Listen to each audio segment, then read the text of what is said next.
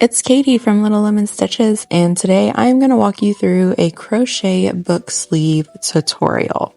Now this will be a little informal because I'm just walking you through my process, but the first thing you're going to need is a square. I do prefer granny squares when I'm working with book sleeves. I think it just looks nice. Mine typically turn out to be 11 by 11. I also do a half double crochet border around. This is great for Kindles and small to medium books. You're also going to want an accent color yarn. I use purple, a crochet hook, a button, scissors, and a needle. I start off folding my square right sides together, hot dog style, if you will. So I fold it in half long ways, and I slip stitch down from that corner to the folded edge. And this is what it's going to look like inside out. And when you flip it, it should give you this really nice seam. You can see this is starting to look like an envelope now that it's flipped the correct way. And we're just going to repeat this process with the side of your choice. So I'm going to flip it back inside out. And then I am going to pull a loop through the corner since I don't have anything attached this time. And I'm going to slip stitch back down from that space to the folded edge. So this is how it will look inside out. And now I am just going to take some time to weave the ends. Now I flip it right side out, and I just take some time to fold over the top and make sure it looks how I want it to.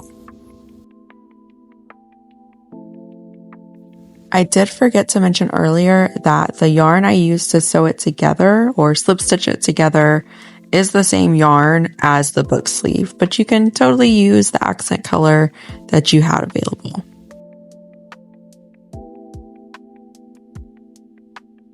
So now I'm getting out my buttons. I love these. I got these from Amazon or somewhere, and I just like how easy they are to sew with a larger needle and larger yarn. And so I just take a second to see what I think looks best with the colors of the book sleeve. And I'll just set this aside to attach after we do the border.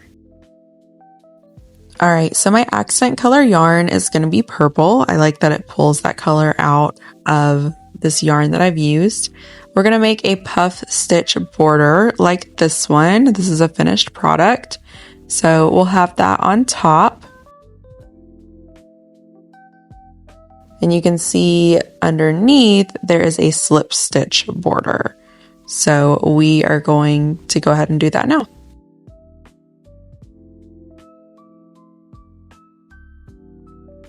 Okay, so I am going to attach my yarn anywhere at any point in the border, and I'm going to slip stitch all the way around. So even though we're going to do puff stitch on the top, I feel like it just gives it a really nice clean look when you have slip stitched all the way around.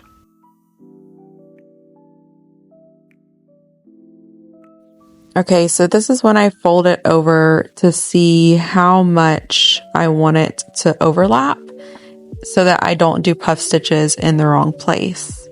And I'm going to do a puff stitch, a slip stitch, a puff stitch, and a slip stitch all the way until I get to the end of my top border. So a puff stitch and a slip stitch, and you just repeat that. I do 3 stitches in my puff stitch to give it this look.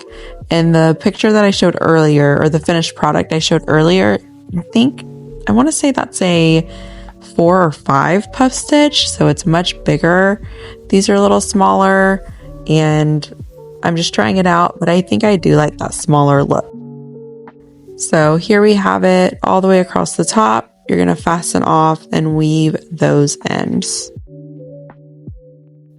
The last thing you'll do is attach the button, and I just loop the yarn around it a few times and knot it in the back and just keep going. And the reason I like granny squares is because there's normally a little hole in that corner and I can just fold it on. So this is what the final looks like. You should be able to open it pretty easily depending on the button.